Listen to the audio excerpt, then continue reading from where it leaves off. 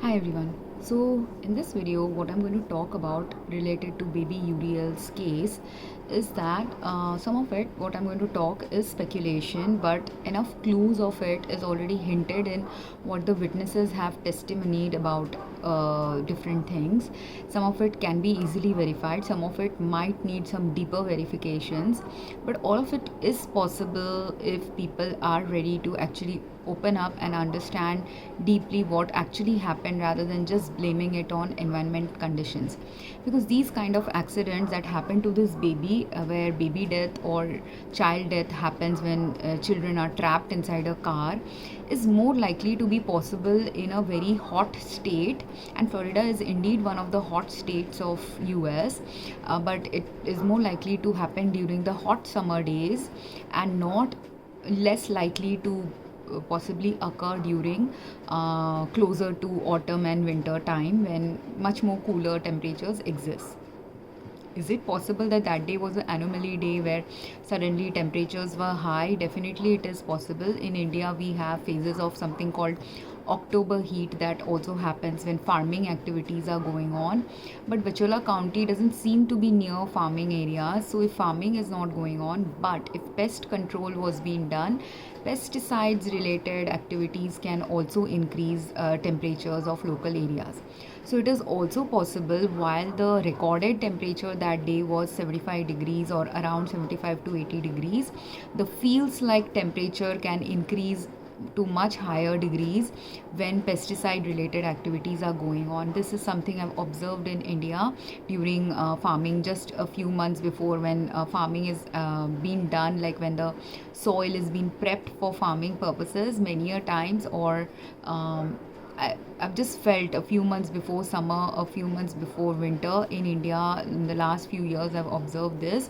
Whenever the farming time is going to be there, plantation time is going to be there, near that time point, a few weeks after that, usually there's a heightened increase in temperatures, because if you have pesticide poisoning, be it happening to a human, be it happening to an animal, or happening to a plant, when something is in toxic levels inside your bloodstream, your body wants to fight it, and because your body wants to fight it because it's toxic and harmful to your health, at that time, if enough toxins have accumulated in your body, pesticides is one of the toxins, but it could be multiple toxins as well.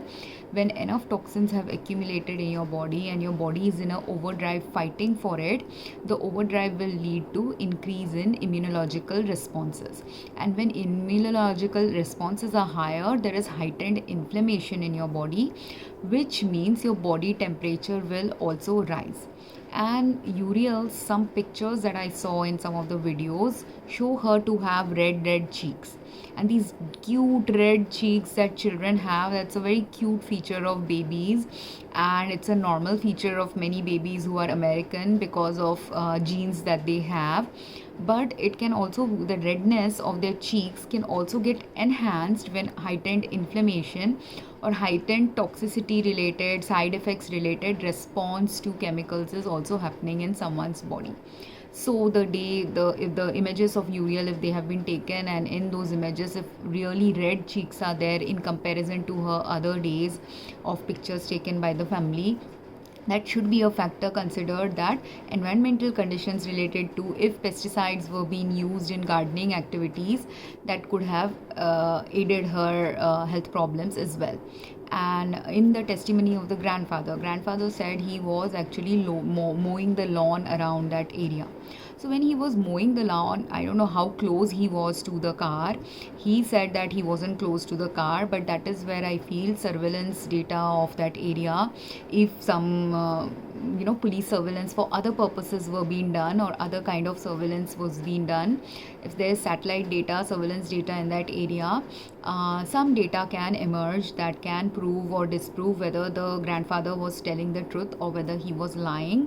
I somehow feel that there is potential for multiple people related to this case to have either deliberately withheld some information or forgotten their information, or manipulated a situation to to look a particular way when it wasn't actually that way for all their individual purposes. And I have a strong instinct and intuition about who is lying, why they are lying, and how to find out whether they are lying or not. But for that, someone has to contact me, because I don't want to reveal it here. It might cause, if any other trials are going to come up for her, or if any other appeals are going to be done for her, it will impact her trial. That's why I don't want to speak about it. But there is enough evidence, even in whatever was spoken so far, to indicate that something off is going on with her. She was definitely a grandmother who was horrified when the child died, or she knew that something horrific has happened to the child, because it was the second child under her care. And understand, she was a school principal. If she was a school principal, she was also caretaking hundreds of students. So, and she was likely, most likely, there are rare cases where people who are given responsible positions are very neglectful. Like, for example, my dad, he was a superintendent of a nuclear power reactor, and he shouldn't have been given that level high class work. But because no one understood his reckless behavior or reckless patterns of behavior, which shows that he's actually a antisocial personality, or those kind of types of traits are inherent in him, because people didn't understand that about his behavioral patterns, he got away with getting access to many things which if he didn't have access, the kind of damage he did to people would have been lesser. But because he had very easy access, because he's also a very sly personality and very easily able to manipulate things, he was able to get away with many things over many years, things that now I realize he has got away with. I am just spoken about my mother, but there are many other people I know he might have got away with harming as well, for which I don't have any proof, because for their things I have even less number of social interactions to prove or disprove what I saw. But in this grandmother's case, there is enough evidence, and there can be potentially real evidence somewhere lying around in some surveillance data, which has the right proof of what this whoever is lying in these situations or manipulating the situation to make it look a certain way. Those truths can emerge very easily via simple tests, simple surveillance, simple some data that is, I am convinced, is available, that will prove or disprove the culpability of other people involved. Because yes, the grandmother is culpable, she left the child in the car, but after that there are 2-3 hours that has passed. Now this is the timeline thing. Now let's come back to the timeline. This, I think, needs to be explored and deconstructed in the right way, because people have not explored it in the right way, nor have they deconstructed it in the right way. And this is proven by the fact that the prosecutor himself was confused in his testimony. He thought that the child was picked up from the office when the mother and the grandfather, they both said that usually the child is picked up by the grandfather from the office when the child was being caretaken in the homes, and in the homes the grandmother would take over. This is what the grandfather said. So and you can from this also observe, this is the problem of what I was talking about, the burden of care that women carry. Obviously the older generation of women, my grandmother's generation, majority of the burden of child caretaking was obviously done by women. But because now the modern world is shifting slowly, and also when grandparents are retired, at that time, even though when retirement is not there, most of the time women tend to do more child caretaking. If a grandfather is also very emotionally involved with his grandkids, or he loves spending time with his grandchildren, you will see that a grandfather is also equally involved in the child caretaking at elderly stages. I have seen so many Indian grandfathers and also American grandparents who are capable of taking care of their grandchildren when they are invested and interested in taking care of their grandchildren. And this grandfather doesn't seem like a very invested and interested grandfather, and his patterns are there in the testimony itself that he gave. First thing, the daughter, the Uriel's mother, she said she usually receives a text from her hair salon anywhere between 9 to 10:30. right? So when you, and that is most likely also the trait any establishment that runs like this in US does it, or any establishment globally also when they run it. When let's say you, most hair salons you will see, at least in India and US I have found them, all these places to start operating from either 10 o'clock or 11 o'clock or sometimes noon depending on the business. So, if they are going to operate around that time, the time they open, if some manual person is sending the text, the person will, after the parlor opens, they will text you.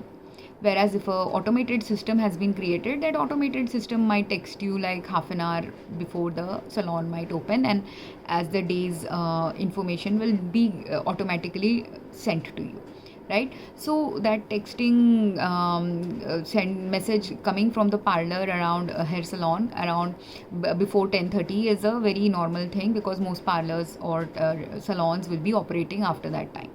So her appointment, because it coincided with the lunch appointment, I'm assuming her appointment would have been around 12:30, right? And that would also give her enough time to converse, because you know, when you're text messaging people, you message someone, it takes someone, and if her mother was already in a study group, she's not going to, may not immediately respond back, or even if she does respond back, it might take her a while to think, can she do this, because she has other plans with the other grandson and other things like that, right?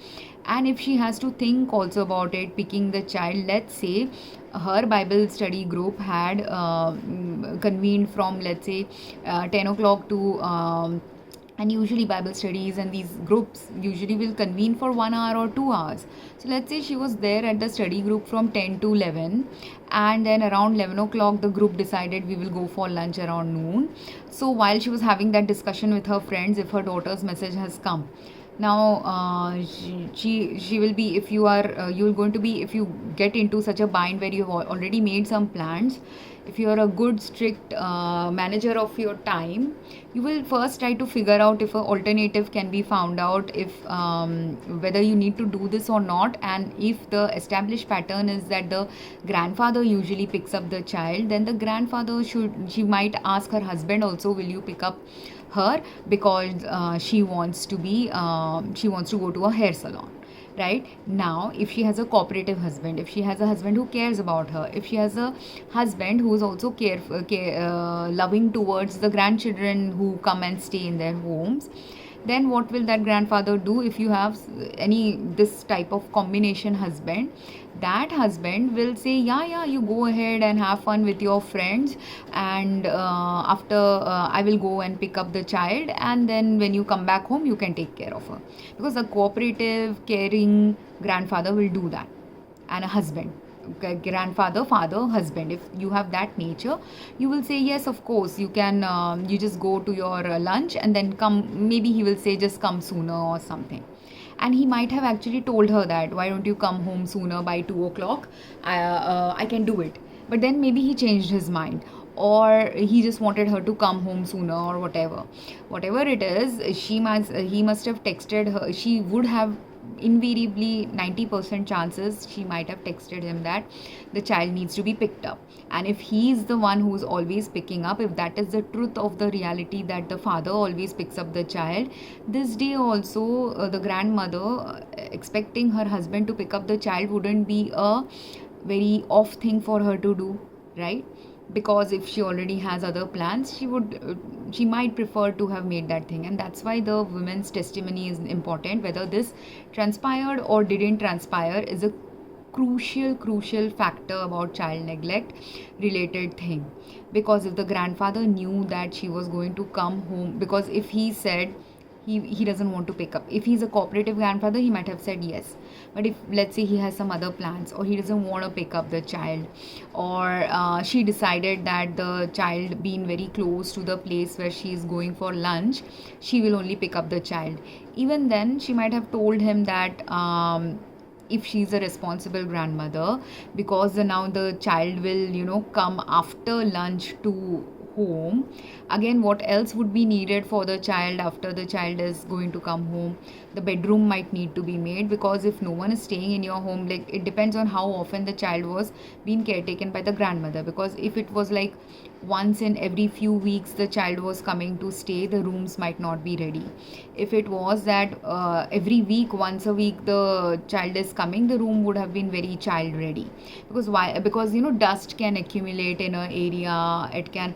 And they also live near the sea, so in seashore like areas where you are very nearby to the sea, those areas also accumulate a lot of sea salt in the tables and chairs and everywhere. So if you're living like that, you have to keep the surfaces clean also, right? So that is also a factor that could be possible. I don't know how close they were to the seashore, but if dust is accumulating, if whatever is accumulating, cleaning, keeping a child's room clean and hygienic is a different thing altogether, which grandmothers usually likely keep it clean. But she could have also texted him that if she is picking up the child, if he could clean up the room. So these are two places where she could have asked her husband for help. Whether the husband helps her or not depends on how good a relationship they have. Now if they don't have a good relationship, or she knows that her husband is not a good caretaker of all these things, that is the only scenario where she would not have intimidated her husband that a child is coming.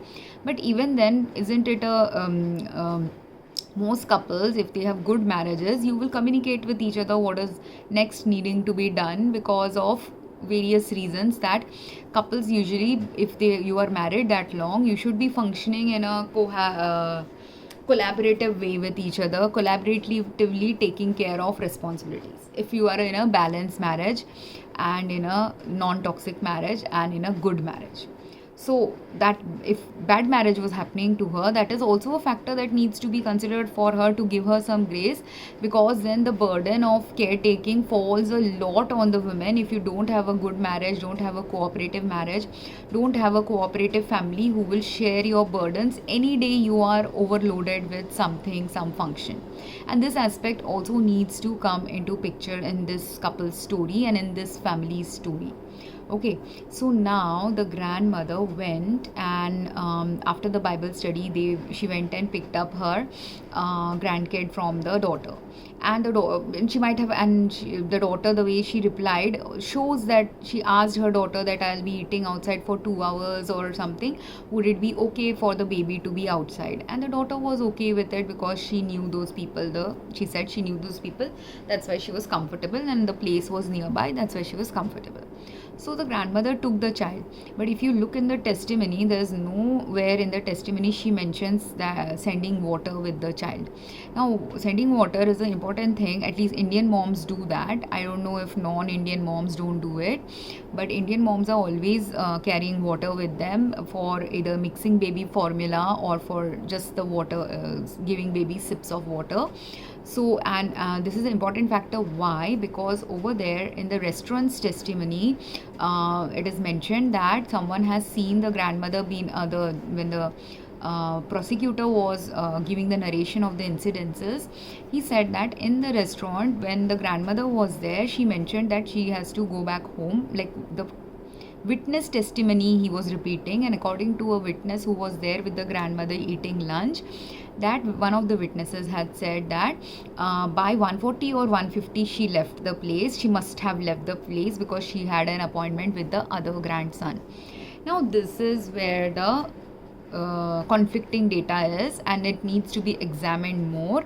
Because if the second daughter's son was not supposed to come until after his school hours, and the second daughter said she was not going to come to their home, only after 4 or 5 she was going to come. So I'm presuming his school ends around somewhere around 3:34, and then if they went home and then came, it might take them until 5 to reach there. Or if she picked him up directly and then they came to their home, it might take her to be there around 4.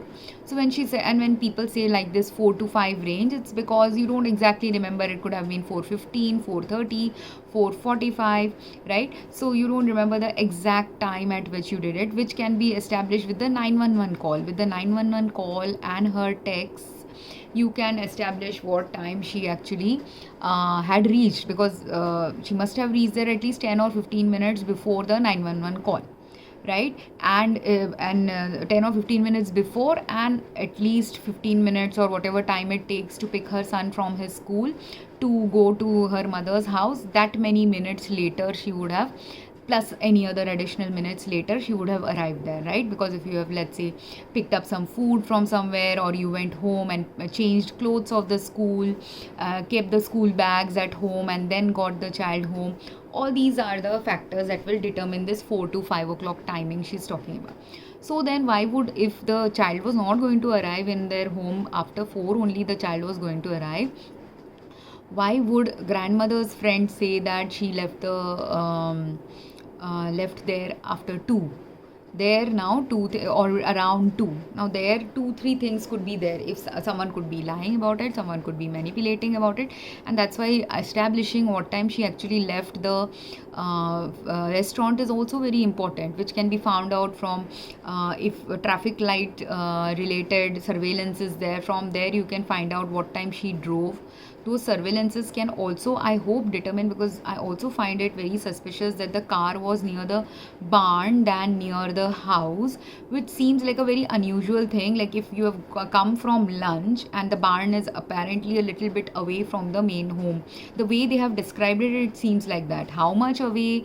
Is it 5 minutes walk? Is it a little behind the, and because that in the barn area is where she said something about pigs. I think they used to keep some pigs, and her boy wanted to see the pigs, and that's why she went to the barn area.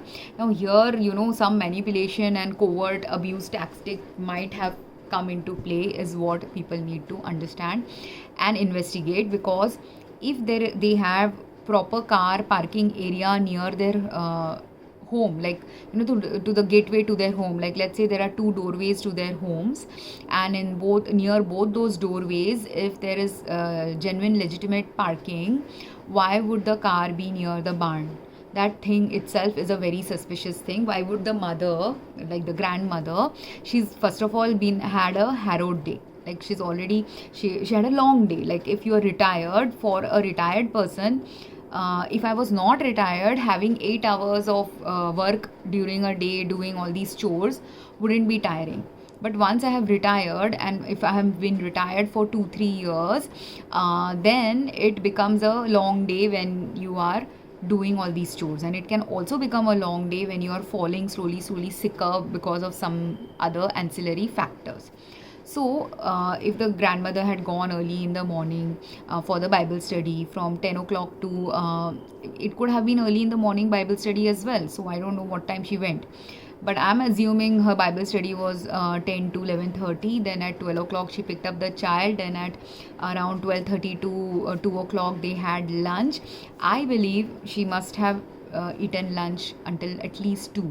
And here why it is all important. People can lie, small micro lies people can make, thinking that they can fudge the truth by, because if let's say Tracy left the restaurant after 2, let's say she left around 2:15, but if another person wants to deliberately lie that no, she didn't leave at 2:15, she left at 1:45, why will the other person deliberately lie about 1:45 timing? Is because to get the benefit of doubt, because this is how covert manipulative abusers or covert manipulators use these tactics. Because when in your head the time that she left around 2:15, if I have good memory, but sometimes I say 2 to 2:30, like that type of a terminology I use while speaking, which women tend to do that.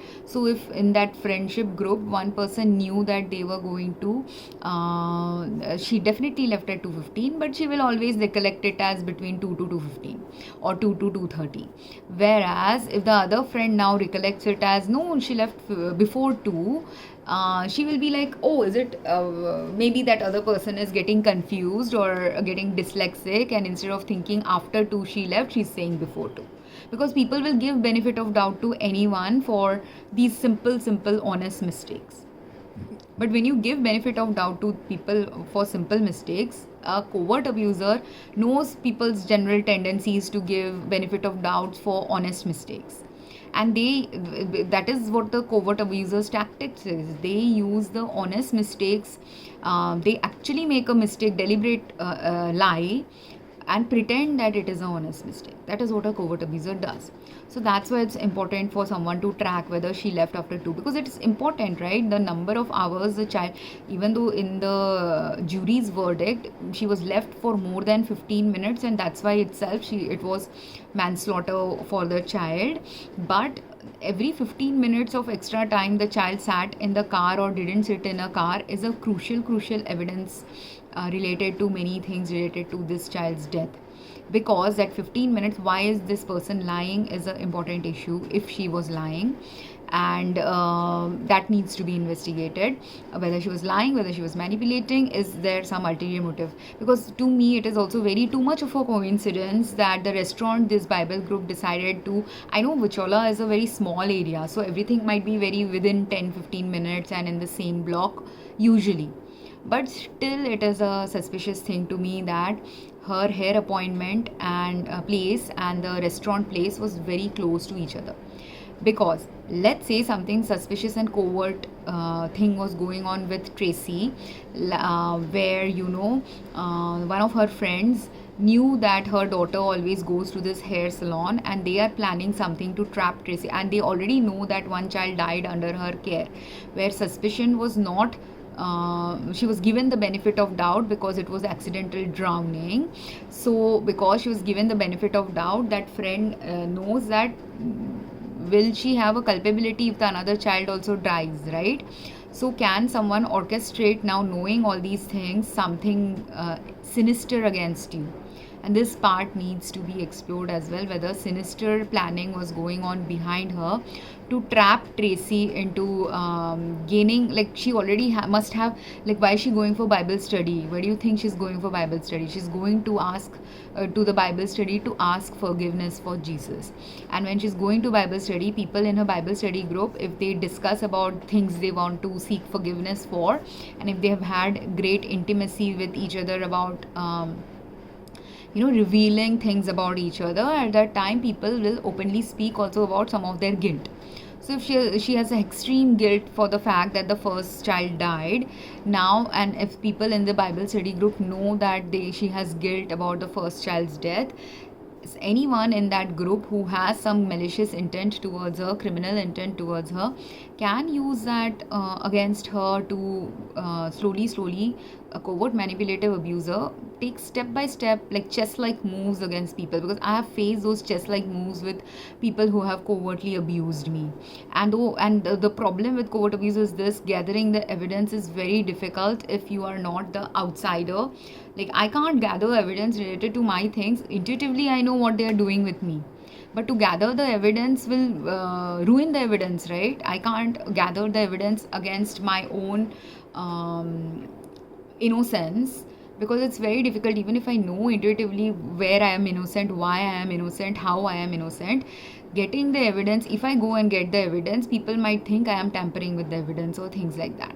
So, and covert abusers know this, and that's how only they plan the whole thing, because first of all, gathering evidence itself is very difficult. Secondly, because they do it so covertly, so slyly, they're like magicians playing magician tricks with people, but a level of toxic magician tricks where it's very difficult to find it where they are doing the trick, unless you're aware of how these people think, unless you're aware of after how these people think, how they calculate, what are the motivations behind their calculative moves. And I know what are the calculative moves, but if I tell all these things here, I might be prosecuted for saying something that is false. Until it's proven, it will be false, right?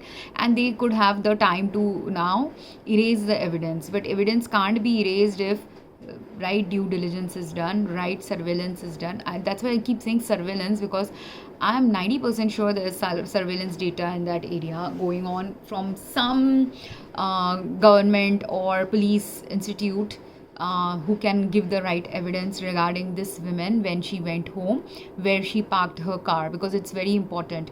Let's say she went home, she didn't go home at 1:50 and she started going home after 2, because think about it, rationally speaking, if she was in a Bible study and her daughter texted her around 10:30, then her replying back to her daughter would have taken around 11. Then after that, if she had indeed spoken to her husband also, that data also would that texting back and forth would have taken a few more minutes. So by 11:30 only she would actually have been sure whether she should go and pick up the granddaughter or not pick up. And then maybe she's told her friends about it, and her friends, like the way the witness testimony said, like the prosecutor said, the story is, oh, they all decided to go to let's go and have lunch at this place. But what if while she was sitting and texting and doing all these things, the person who wants to now manipulate the situation a little bit, let's say one of her manipulative friends decided, or it could be a manipulative friend, it could be a helpful friend. Let's say there was one helpful friend, one manipulative friend, and the manipulative friend knows who's the helpful friend. So the helpful friend might have said, like, let's eat near a place which is near to your daughter's salon, then it will be easier for you to pick her up. It won't take longer. Otherwise she might have decided that she'll pick her granddaughter up and just leave and not eat lunch with them. But that day they all wanted to eat lunch, so the helpful friend might have said, why don't you bring, and who a bunch of grandmothers hanging around, who wouldn't love to hang around with such a cute baby? If they all have maternal instincts and they were really maternally inclined, they would all love to hang out with the baby also. So that's why the cheerful grandmother type or the maternal grandmother type might have suggested, let's go and eat very near to this place because it's near to your daughter's salon. So she would have agreed to it, and the manipulative person could have used that as an opportunity. Who knows? Whether a manipulative friend was there or not, it depends. A manipulative friend can also do that, and a helpful friend can also do that. But now that the baby was there, the part I was talking about related to water, the mother might not have provided her the child water, was because firstly it's winter or autumn time. So during winter autumn time, people don't drink so much water. So her thought she might have forgotten to give water. Or if she gave a bottle of water, because this text message came after she went to her office most probably. So this thing also needs to be clarified. Did the text message come before she went to the office or after she went? Because if whatever you pack for a child, when you are taking a child with you to your office for 4 hours and then you are going to bring the child back home, is different from what you will pack for a baby, when for 3-4 hours they'll be in the office and then 3-4 hours they'll be with the mom. And is she that level careful and caretaking mom? I don't know. If she is that level careful and caretaking mom, she will know the distinction. And this thing also needs to be analyzed. How much of a careful and caretaking mom is she?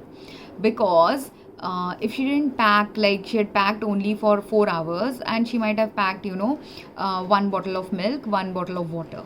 But now if you pack for 8 hours, you might carry 2 bottle of milk and 2 bottle of water, right? Or carry 1 bottle of milk plus 1 bottle of formula, something like that you will have. And she would have also observed the way when she was asked question whether her mom's house has things for the baby, she actually mentioned that there is diaper changing table, she mentioned that there is a crib for the baby, but she didn't mention anything about food or water supply and other things that her mom has in that home.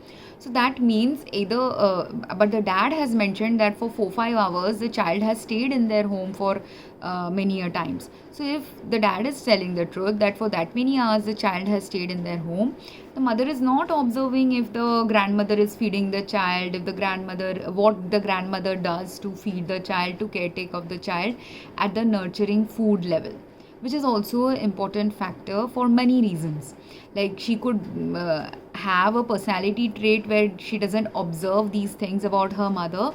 She could have a personality trait where she's too busy with her business work and child caretaking things, that she doesn't, when she gets the chance to like just relax at home for a few hours, she doesn't observe what is going on with her child. She could also be the mother who, when the officer asked her what time, the prosecutor asked her what time did the officer from police come to intimate her to come to the hospital. At that time she said it was 2:33, so she had and then she said 3 or 4, but the time the officer could have come to intimate her would have been after 5 only. So she's losing track of time, or losing track of the like her estimate of time is always a little off. Now this estimate of time can be off for both a harrowed mother but it can also be off for people who are drugged and are getting drugged and their memory loss is happening, so they lose track of time, they lose track of what is going on with their day.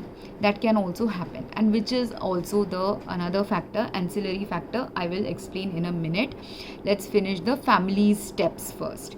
So in the family steps, if you look in a way in which in a small city place, and I used to live in Salt Lake City. Salt Lake City is possibly a little larger city than Wichita County's area, but even then the drive time taken from one area to the other, from going from one place to the other, making plans, these are all general timelines that making plans can take. So at least half an hour, 1 hour takes for getting ready, for preparing for things, for thinking about what to prepare and things like that. So now I believe that the daughter, because I believe, according to me, how I perceive the case, she likely found out about the text about going to the salon when she was at her office. And after she went to office, she found out, because her office also will likely be opening around 10 o'clock, 9 to 10. And if her office hours are opening around 9 to 10 while she's busy, and if you are running a business, understand that most of the time the opening hour when you open a business, because I've worked in retail, I know this, always we used to have a rush during the initial hours of our business. So if not a rush, you have to open, you have to do some cashiering related stuff, so all these things happen. So that's why she said 9 to 10:30, because it's possible that the text could have arrived on her phone around 9:30, and she could have seen the text around 10:30, and then after 10:30 she could have contacted her mother, and that's why this 9 to 10:30 time frame is stuck in her. And because if she's going from her home to her office, she might have left her home around 9 o'clock, and even if the message came while she's driving, she's not going to see it.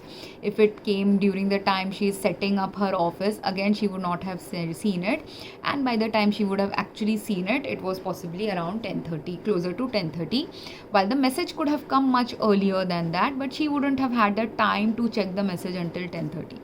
Understand? So all these things are very what time the message came, what time she's, or approximately what time she saw the message, and then obviously after seeing the message, after thinking about it for a few minutes, you will call your mother, right? So that time frame when she saw it after 10:30 only, she must have texted her mother. So all these have to make sense. It has to be, if it is not a calculated move by someone, they will all make sense one by one. This timeline will make sense to you. So she would have texted her around 11, spoken to her for a 15-20 minutes on a chat or a phone call. Then the mother, after deciding, and most probably if you are in a good marriage, you will discuss with your husband also these things. And even if she wasn't discussing, if there was a pattern of the child always coming to their home, like let's say every week the child is coming for 4 hours in the afternoon, or at least 2-3 days in a week the child comes for 4-5 hours, or let's say during period days, or 2 weeks in a month she brings the child to the parent, because this other 4-year-old child, I don't know if it is her biological child or maybe it's her husband's child that she caretakes. That can also be another factor in the story. Okay, why the grandmother gets to take care, like maybe she is not ready to take care of two children at the same time, so sometimes she takes care of the husband's child, and sometimes she takes care of their joint child by sending the child to the mother. Because I was wondering what happened to the 4-year-old child that she's mentioned in her testimony, because if that 4-year-old child was alive, I don't know whether by the 4-year-old child she meant the child that has already passed away, because I don't think she would mention the child who passed away.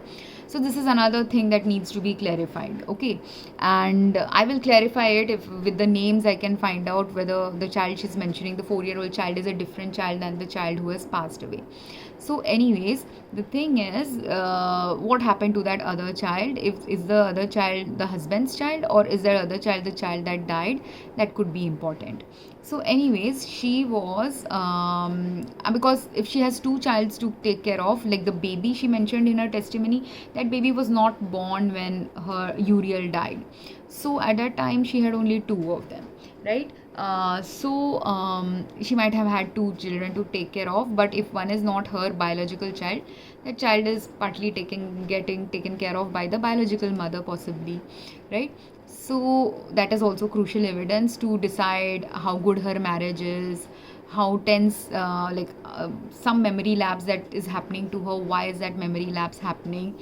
The reasons behind her own memory lapse or memory distortions that she in the testimony that happened. All these things, if you want deeper diving, this is how you have to do it. The ancillary factors related to her life as well. And so the baby was taken by the grandmother. They had lunch, and lunchtime usually you will have naturally in a restaurant 1.5 2 hours lunch with your friends, right, when you are hanging out with your friends. So that's why around 12 12:30 only they could have arrived for lunch there.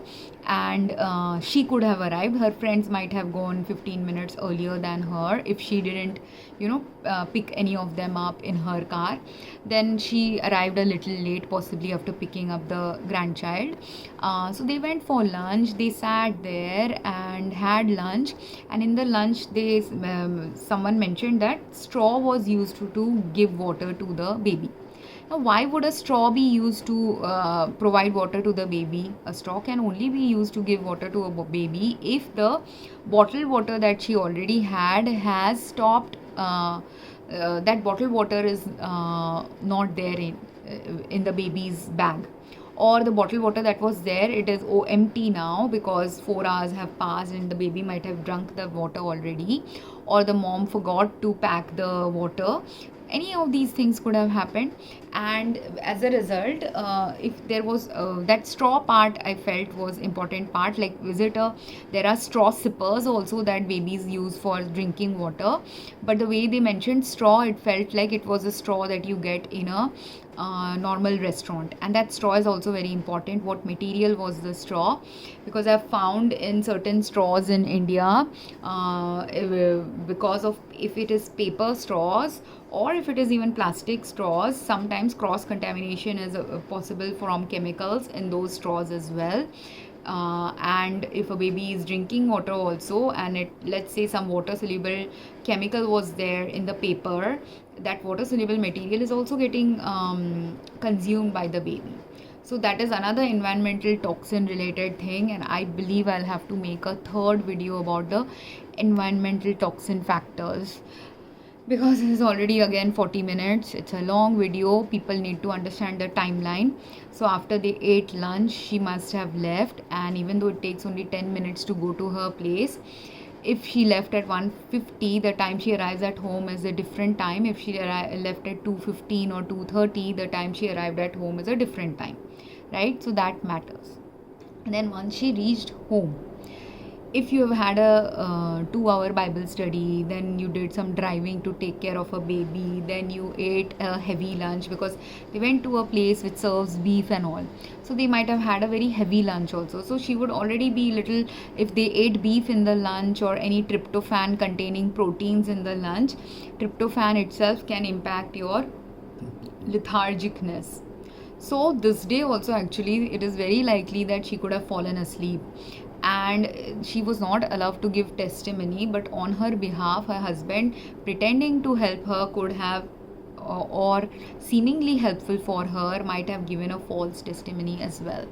This is where also surveillance data needs to now come into picture, if there are audio and video surveillance of that area available. Because my suspicion is, if she had a heavy lunch and if she had a tryptophan based lunch, and if heavy protein was there in her lunch, she was drowsy.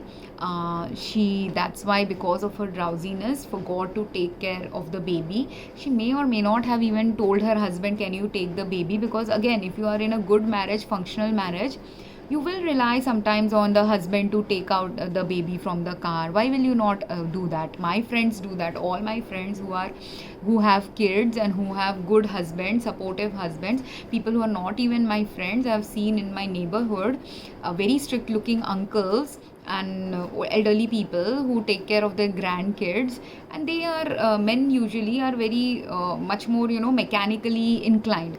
So because men are mechanically inclined, I've seen many men put their grandchildren in the strollers, or men are the ones who are usually loading and unloading the stroller of a child.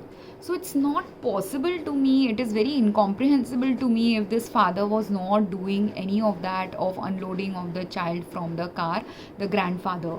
So if she had told the grandfather about it, and but she doesn't have the memory that she told him, or even if the text had happened between them, that itself means that the grandfather would have known that the child had come home. So what if the grandfather is also involved and culpable in some of this? Because everywhere in the first story, when I read about the story of the drowning of the boy, at that time I thought maybe the grandfather, she's a single grandmother or something, and that's why there was no one to monitor. But if there was a man available in the house, how is that man not responsible also equally for child caretaking things? Why is the entire blame going to the grandmother? Because yes, grandmother is a primary caretaker, but I have never seen when two couples are there, when both grandparents are there, that they don't do anything. Like in my own grandparents homes, one of my grandfathers was more of a caretaker, but in the other grandparents home where my grandfather was less of a caretaker, even then there were days where some joint activities they were doing to caretake the children that were there in the home with them, at least with monitoring the children, making sure the children is taking a shower or something. If electricity goes away, while my grandmother does the general caretaking, like cooking for us, feeding us, ensuring we take a nap in the afternoon, things like that, my grandfather would ensure that when the in the evening lights were gone and we had load shedding things in Calcutta, so he would ensure that lighting was provided for everyone, fire was provided for cooking when fire burning related cooking was done.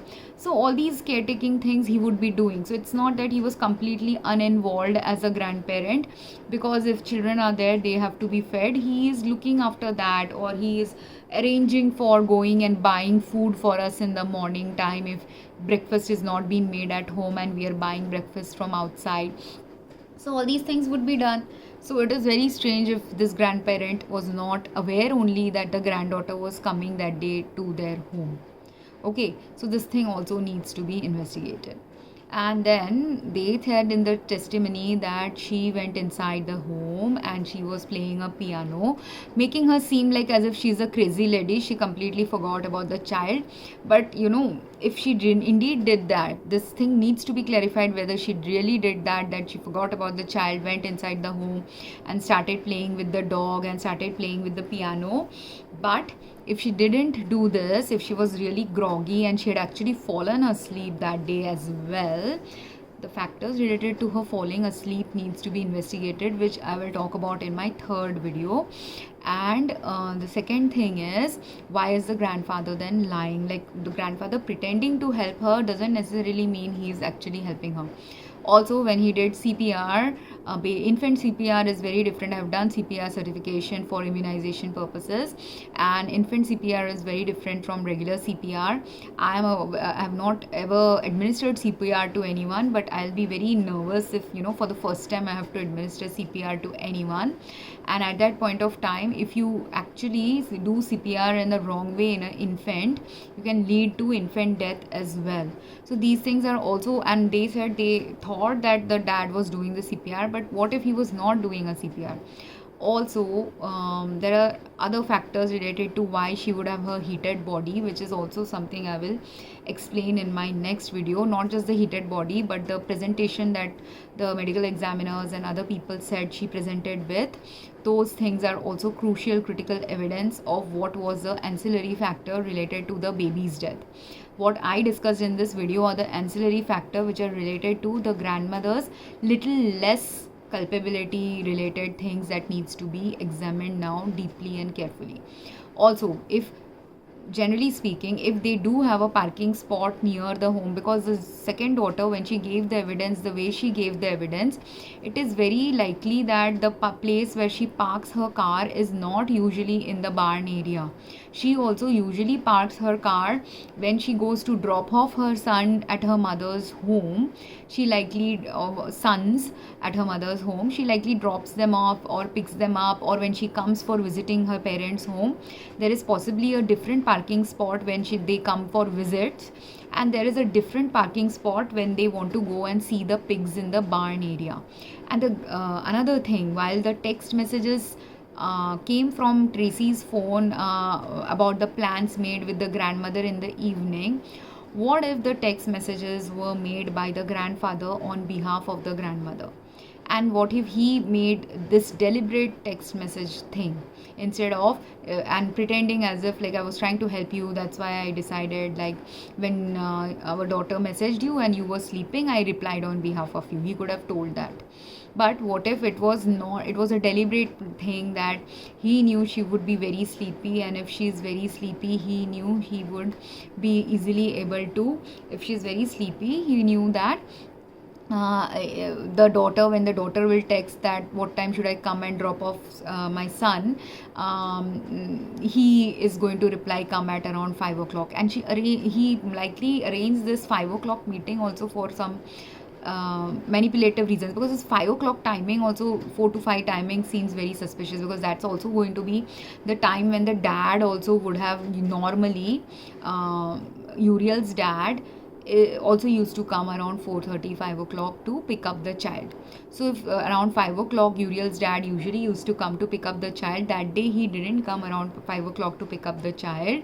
But if he had also arrived simultaneously along with the sister, understand that a covert narcissistic manipulative person can orchestrate a whole set of situations in such a way to make it seem someone else is the blamer of a thing that has happened, when the manipulative abuser orchestrated the whole things to make the someone who didn't have that much culpability or at all any culpability look like the victim, when the real look like the person who is culpable of something criminal or homicidal, but someone else was actually responsible, or a group of people were actually responsible for doing it.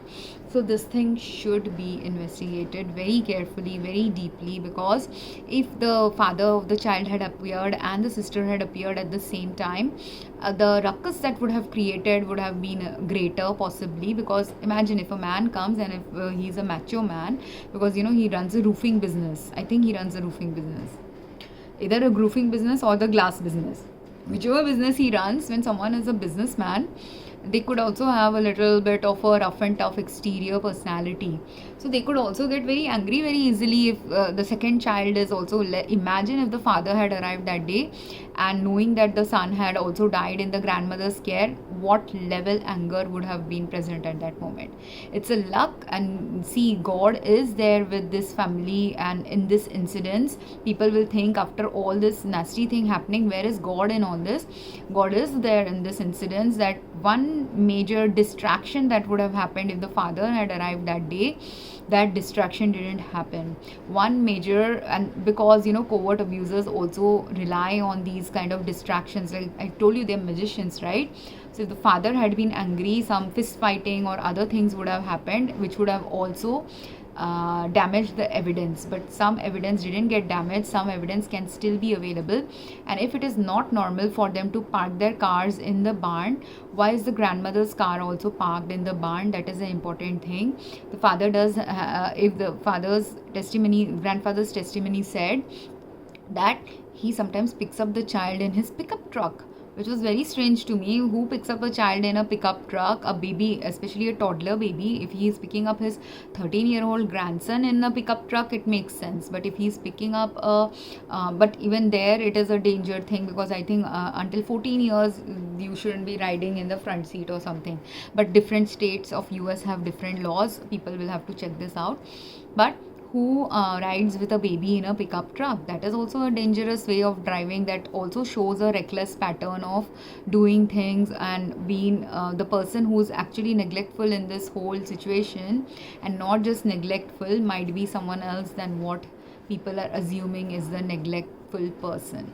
So this needs to be examined very, very deeply, and because not just for her, not just for Tracy, not just for Uriel, but for the other baby that is there in their family, other children that are caretaken by these parents. Now if Tracy gets jailed for a long term, who do you think is going to be the caretaker of these babies at that time if the person culpable of orchestrating Uriel's murder or Uriel's harm is not caught, if the right people are not caught, or if all the right factors related to her death is not found, then those people are going to be still present in other babies' lives, other children's lives. And if person gets away with doing one murder, understand it, if it was really murder and not accidental death, if someone has gotten away with one murder, they keep getting away, they get bolder and bolder, because murder can become like a sexual high, how sexual addiction or getting away with crimes can become like a addiction to certain criminals. So this thing also, that's why needs to be examined. If anyone has questions, comments, wants to connect with me, please do so. And I know what I've said here might put me in trouble, but it needs to be said, not for Tracy's sake, but for Uriel's sake, for the baby's sake who are still alive, for all the other babies of that area who are also, this is just a beginning thing, like what I talked about my mother. While one person doing it can lead to a great harm inside a whole family's set of circumstances, similarly, or one or group of people doing harm can cause a whole family to fall apart in many ways. Similarly, these things, when done at a grander and grander scale, has a societal collapse related impact, societal harm related impact, global harm related impact. And that societal and global harm, I'm only still now only at an individual impact level and at a family impact level, and I still didn't discuss some of the family impact level that are ancillary factors that need to be examined and must be examined in this case. But people who are wiser and who work with such cases should understand what I'm hinting at while I'm saying what I said in this video. And also, if you have surveillance data, you already know what I'm talking about, because if the let's say it was also another thing that if the child was stuck in the car, in a hot car, and crying because she was stuck or she was unable to breathe, at that time the lawn mowing is a suspicious activity. Who in their right minds would mow lawns in the middle of winter time? You don't need to mow lawns, because by winter time grass, this is another thing people have to understand. In winter time, grass, I lived in a home with grass, and I wasn't told to mow the lawns, but I was told to water the lawns on behalf of the owner, because sometimes the owner wouldn't live in that house. I was a roommate of hers, kind of like a house sharing thing. So I was paying rent for one of the rooms in her house. So when I didn't used to enjoy, watering the lawn. So obviously the grass used to grow really tall during the summer times, but during the winter time, I didn't have to water the lawns. Why? Because snow is going to fall, the grass is already retrieving down. So there's no grass only on the lawn. So when he has been mowing a lawn in November time, that is one suspicious zone. But I understand, I lived in Utah and Florida weather could be different, but people in Florida need to examine this, that is there any pattern of lawn mowing that happens around November time in Florida? Secondly, but then why is he mowing the lawn? Then he is mowing the lawn to make a noise, so that when the baby is crying, no one can pick up her crying noise in the neighbors or anyone around that area. So this thing is also, that's why, very suspicious. And why the car was parked in the barn? What if the mother had parked the car near the home, in the normal home parking area, but the grandmother Tracy, but the grandfather moved the car to the barn and pretended as if she must have done it, and she forgot about it where she parked because she was so drowsy. Now she doesn't recollect, and her not recollecting is the thing why she wouldn't be able to recollect. Is not simply because of tryptophan, but other reasons, and which I will discuss in the next video. Very crucial thing that needs to be discussed, very crucial thing that can happen to anyone who is covertly, narcissistically, manipulatively being abused, or their life circumstances are being played and toyed with by someone with malicious intent to get away with certain laws related to other things. Does that make sense? I hope it makes sense to anyone who works with law and order, because law and order people know what people get away with, and legal and justice systems also should know. But maybe if the people prosecuting this case are not that, are novice people, they don't understand the depth of what was going on here, which is necessary to be understood. And if you don't understand in this case, it is still necessary to be understood for other people's cases, because there are multiple other people who will otherwise get prosecuted for things that they may or may not be culpable for, or they were only partially culpable for. And there are many other kids who would die because of the ancillary conditions other than what is specific to this case. There are certain global conditions, local problem specific conditions that can also impact a child's health, that I will also discuss in the next video, which I have already discussed. If you looked in some of my videos about infant deaths, I've made an English video and made 2 Hindi videos, I think, about it. So if you look into it, in there I have actually explained some of the other things that I will mention in my next video. So you can look at it for gaining more context. So thank you very much for listening. Have a great day. Please understand that if you work in law enforcement, if you want some change of the real kind in the world, if you work in medical and healthcare systems, or you're a paramedic, or you're working with family law, or you're working with abuse related patients, understand that these are all factors now people have to start awakening in their professional life. Because if a high level criminal comes, they will spin narratives like my dad used to spin, that my mom is depressed, and maybe depression was part of her issue, but majority of her issue, depression was like 10% of her issue. 90% of her issue was abuse, and abuse and coercion and oppression and multiple other things that no one else understood, because no one else knew that some person could be this level cruel to another human being. But some humans can be that level cruel. And what my dad was not that bad also, but there are some men who can be much worse than my dad as well. So, and men, women, children who could be much more culpable in enabling a crime than supporting someone innocent. So these things are also factors that should be considered.